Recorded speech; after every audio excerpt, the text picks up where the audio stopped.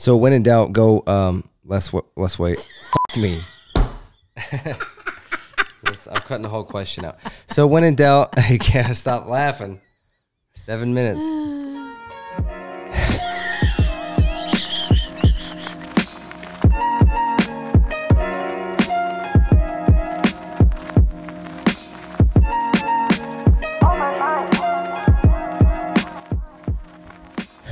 Well, it's Saturday night. We're just hanging out. And instead of just hanging out on the couch, continuing to just chill out, we decided to do a podcast. So, yeah, it takes energy, even though it doesn't feel like it. Or maybe to the viewer, it doesn't seem like it. Yeah. Or maybe it's just because we're parents. I don't know. Everything takes a lot of energy now. Yeah. Any decision that we make, any decision to do something. I don't want to do anything past 7 o'clock ever. Yeah, it's so weird. And it makes it hard to have friends. Yeah. Yeah. And our friends have kids too, so they're the same. So we're all just like, we understand. Yeah. Which is where you'll get when you have kids, most likely. I mean, I feel like that's how everyone's life is. Yeah. My sister has 3 kids, and I can't imagine having 3 times the amount of kids that we have, because that's just sounds like chaos. And yeah. Anyway, welcome back. New episode. Yeah. I went to the gym for the first time in like a year and a half. You went to the gym for the first time in a year and a half. Yeah. Since we moved here. Since we moved from California to Nashville. What was the experience like? It was very weird. What was weird? It was just a weird gym. Okay, tell us about it. Well, it smelled weird, number one. So the smell got you? Yeah, not good. The bathrooms were weird. The lockers were like very ghetto. Yeah. And it's just overall subpar vibes. Yeah. Right. Yeah. I know which gym you're talking about. You're going to a location that, we're not going to say the name of it, but you're going to a location that it has like 2 separate locations here. One of them I film at regularly, but even though that's like the flagship location, same vibe.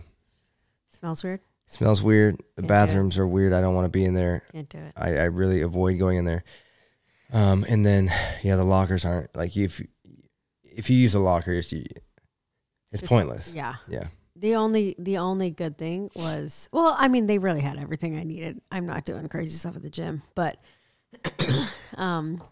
they had a sauna, which is a real selling point for me.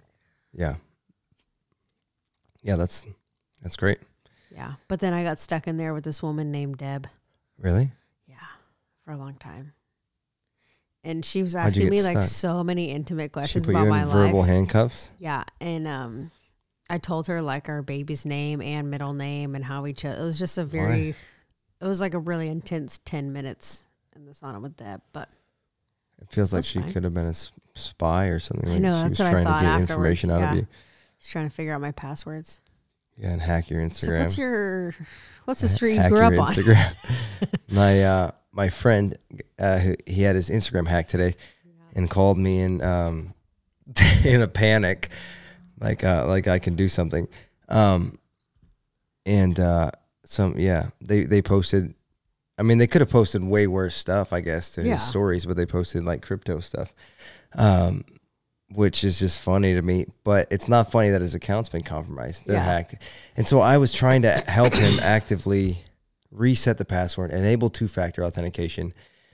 And we were able to reset the password, and then all of a sudden it was changed again. And then we reset it again, then it was changed again. Nice. And like as soon as I tried to enable 2-factor, it was like, I don't know, it got blocked or something. I don't even remember, but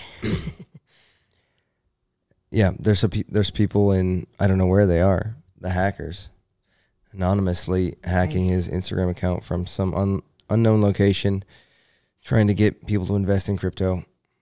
That's really funny. It's really funny. I hope he gets it back. Do you remember in like the early days of like when everyone was on Zoom in 2020? And people would be doing these like Zoom events, and then hackers would get in there and just like, just like put porn on the. Yeah, I've seen some really bad clips. Oh, that's So funny to me. Yeah, that's crazy. Especially for stuff that like I was doing because it was all like church stuff. Right. I saw like a couple like they were doing court over Zoom, which seems like a terrible idea.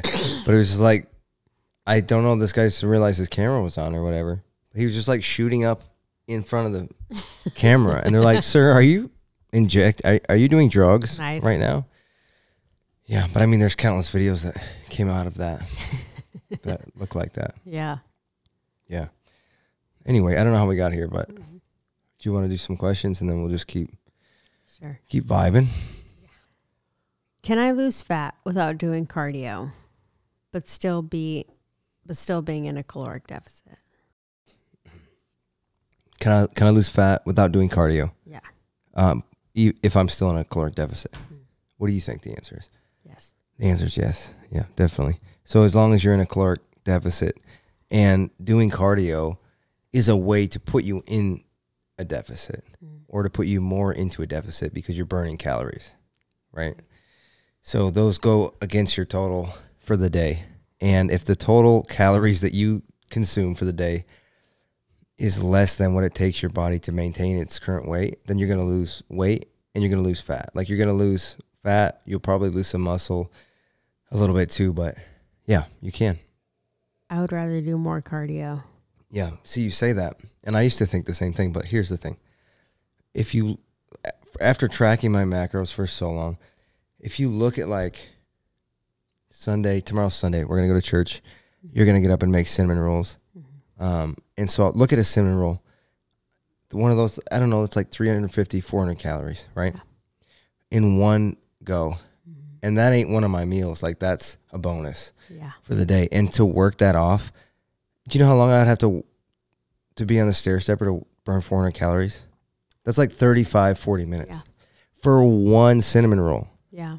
So I wouldn't take that approach. But do you remember how good it was? Yeah. I'm thinking about it right now. I can't wait to have it tomorrow. Yeah. You can't outwork a bad diet. Yeah. Yeah. But you can maybe even the playing field. You could definitely even the playing field. Yeah, definitely just stay where you're at. Definitely. Yeah. And a lot of people do that. I think that's fine. Yeah. Yeah, totally. Oh, good for them. Yeah, but the question asker was saying, can I lose fat? Yeah, and the answer is yes. So that's what I'm addressing, yeah. This question is like very aggro. Why should people trust you as a trainer? Yeah. People come at me so hard. You know what?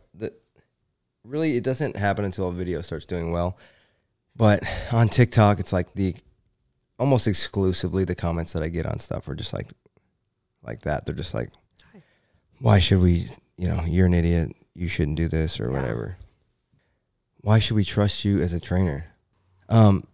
So without considering my 22-year history of working out, when you go to the gym, if you were going to sign up for a gym trainer at the gym and you go in and the person that you see is not in shape. Yeah. Do you go, that's okay, they still know what they're talking about. They have the knowledge, they can give it to me. I'm still going to choose them as a trainer. Or if you have the option to choose someone who's like in the shape that you want to be in, or just in shape in general, or like in insane shape, would you like choose them over the other person? Would you say you're an insane shape person? No, I don't know where I am on the spectrum. I'm just putting it all out there, just because all those people exist as trainers. Sure. The thing is, there's so many people on TikTok and on the internet that know the science behind what they need to do to get in the shape they want to get in and tell other people how to do it. Mm-hmm. But they can't implement the knowledge themselves to some goal or to progress. But also, just because you're in shape doesn't mean you know what you're talking about. Yeah. So I think you need to I would want to find someone that had both. Mm-hmm. And that's who I think I am. Insane shape, insane knowledge. Insane shape, insane knowledge. Nice. Can't find a better coach out there. I mean, you know, trust the results. I don't know. How do you make other decisions about other things you invest in or, you know, services that you take on? I wouldn't approach it any differently. Yeah. You know, the first thing you do is like go to the reviews and see the photos and like what, you know, the results. So I would check that out. And if that doesn't do it for you, then I might not be the guy for you. But there's a chance I could be. Yep. Less reps, more weight, or more weight, less reps? Why did you struggle to read that? Because it's a very poorly worded question. So read it again. Less reps, more weight, or more weight, less reps? Should you do less reps with more weight, or should you do more reps with less weight? That's the question. Sure. I think what the science says about it, you know, as long as you're within 1 to 2 reps of failure, like 1 to 2 reps in reserve or 1 to 2 reps shy of failure, it doesn't really matter how you structure your rep range. I'm saying that generally. Yeah.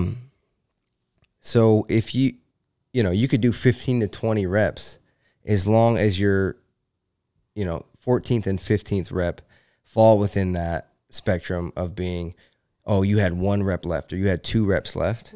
As long as you're doing that, the rep ranges don't really matter. Now, I wouldn't go like, you know, 3 sets of like 100. That's probably not the best idea because you want to be, you know, it's going to be harder and harder to get you close to that, you know, failure if you just go lighter and lighter with the weight and do it more times. So a beginner's much more likely to come closer to failure if they're doing less weight, more reps. Yeah. So I think that's more effective for most people because for that reason, because they don't really know what true failure is. And so like 1-2 reps in reserve to them could be, you know, actually 5 reps in reserve or something. So, so when in doubt, go less weight. Fuck me. I'm cutting the whole question out. So when in doubt, I can't stop laughing. 7 minutes.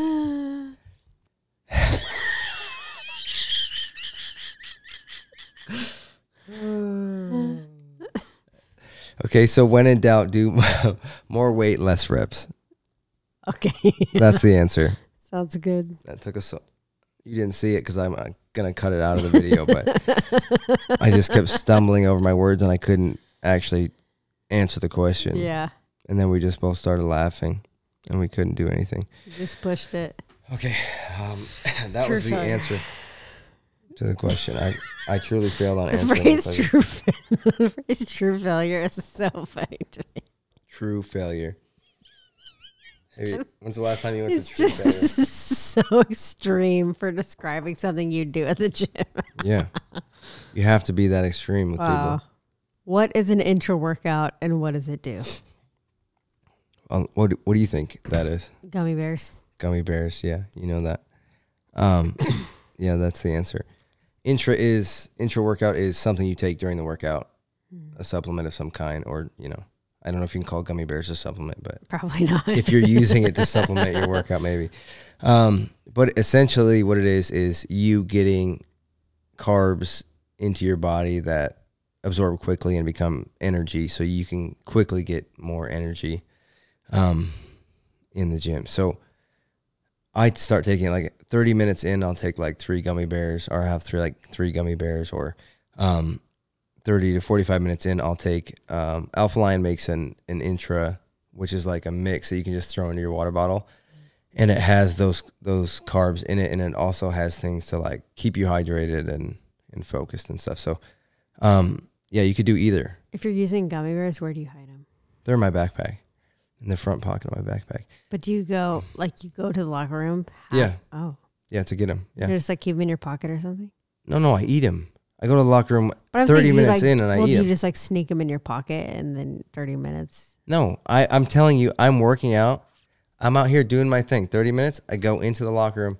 Now I'm eating them. But then you're just like wasting so much time going all the way to the locker room. It's not that much time. Doing your stuff. It's really, I go to the locker room probably 3 times. Why? Because I got to put equipment back. I got to get other equipment. I got to get gummy bears, you know? There's no way. But that's why I'm at the gym for so long. Put them in a little pocket. I'm not going to put them in my pocket. I'm not going to get all sweaty in there. Gummy bears in my pocket. All sticky. Yeah, it's just something that you take during the workout. That's why it's called intra workout. You guys can figure that out. And gives you a little boost of energy. And if you've never done it, you have to try it. Especially, I mean, you don't really need it if your workouts are under an hour. But if they're longer than an hour, you have to try it if you haven't. And you're going to see definitely a difference, I think. I do. I notice it for sure. Recommendations for core training. Recommendations for core training. For Corey training. Corey training. What would you recommend people do to train their core? How did you train me? How would I train your core? You personally? Yeah. Well, it's not just sit-ups and crunches. What is it? Well, you got to do lots of stuff. Like what? Like even stuff for your back, because that involves your core. Yeah. And your Yeah, that's butt. great. That is a And your common hip flexors. misconception. It's not just abs. Right. It includes your lower back. And if you do what I did and train only your abs, see, this is another thing I would tell my younger self. If you just train core, or you just train abs and don't ever consider your lower back, you will have a muscle imbalance and you'll just be standing in a worship service and just be in so much pain after 15 minutes. So yeah, absolutely. Yeah, you've got to engage your core in all the things you do. Like what? In everything that you do. Especially when you're working out. But that was it's like a very common, I feel like, dancer thing. That's more of a dancer thing then, because that's not true about having your core engaged in everything you do, or else your technique is bad. Yeah. Well, we're not dancing around the gym. So well, you could be. So we don't need to engage our core in every movement. I think the biggest advice I have for if you're asking how to train your core, most of the time people think that if they train their abs, they'll see their abs, eventually because they're training them. And that's not true. Like, you just have to be in a deficit until the fat over your stomach abs, the fat over your abs is gone. And you probably need to do less core training than you think, and more, getting your macros dialed in and being at a certain body fat percentage. But you do need to do core. I used to do it way too often, but now I do it maybe 3 times a week. And you just need to incorporate movements that hit your lower abs, your middle and upper abs, and your obliques, and that's really it. So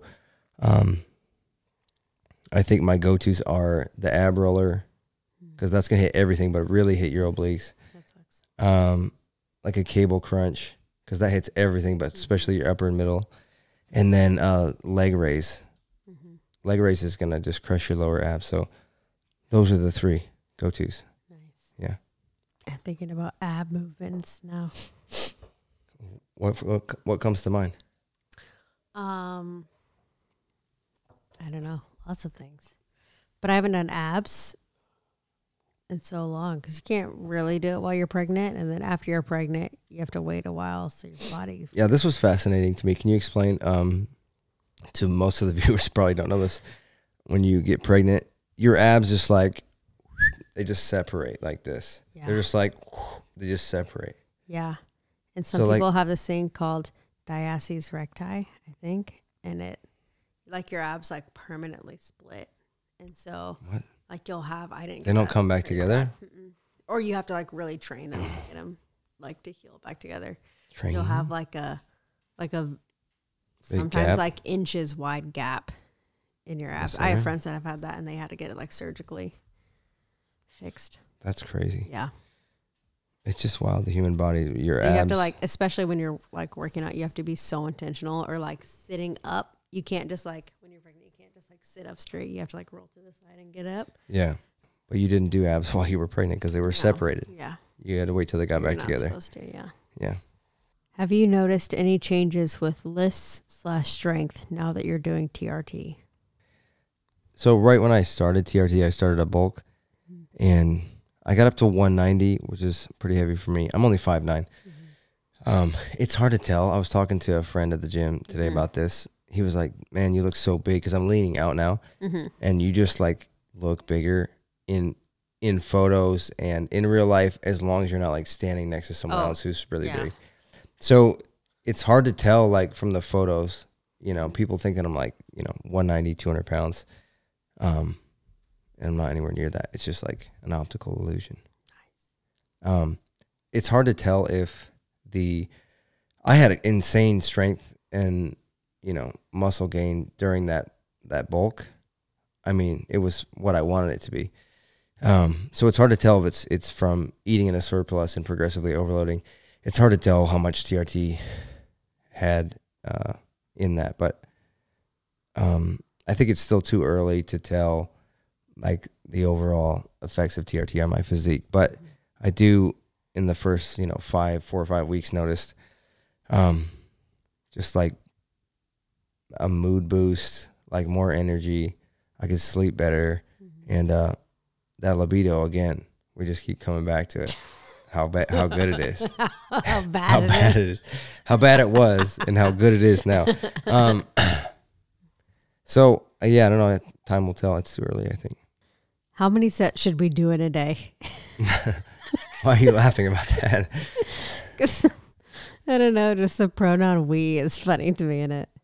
Just like the collective. Yeah, they're like asking for all the followers. Yeah, on behalf of everyone, I'd like to ask: how many sets should we? How many sets should we do? Well, y'all should do. 15 to 20 sets is the general basic recommendation for like beginners. So 15 to 20 working sets per week per muscle group for beginners. Now, intermediate to advanced, that's going to be probably, you can handle more volume. And then if you're enhanced, you can handle even more volume. So what's enhanced? Enhanced means you're on some sort of drug. Oh, yikes. Yeah. So 15 to 20 working sets for beginners.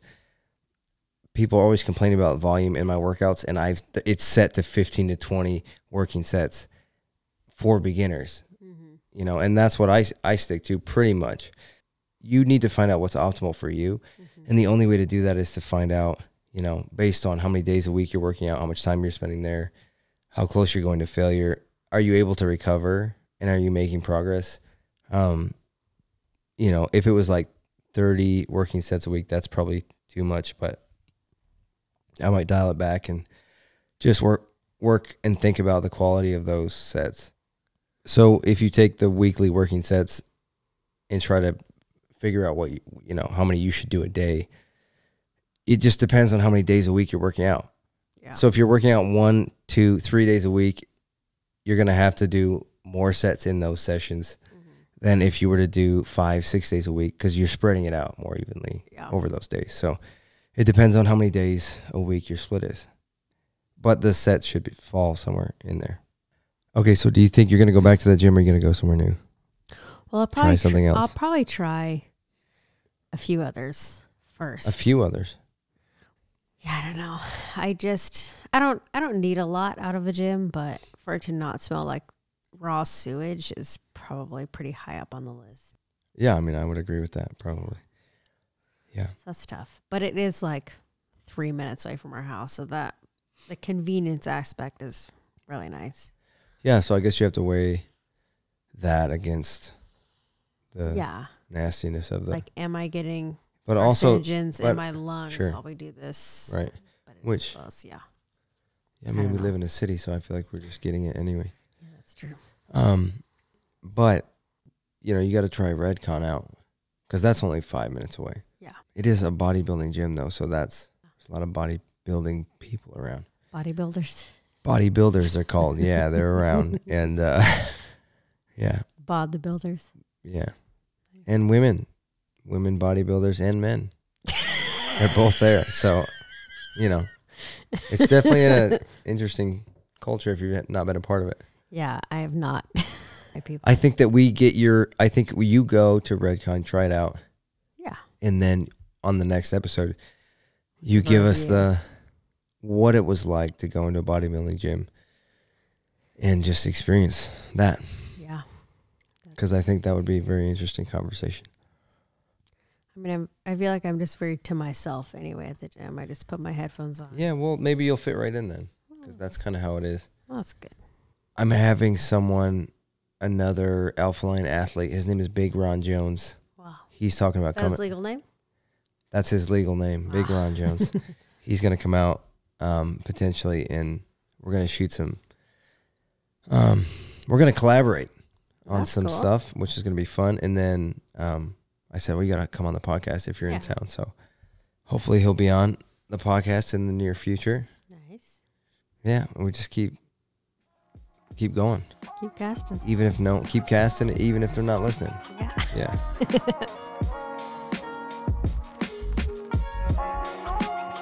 This is a podcast for people who do gym stuff.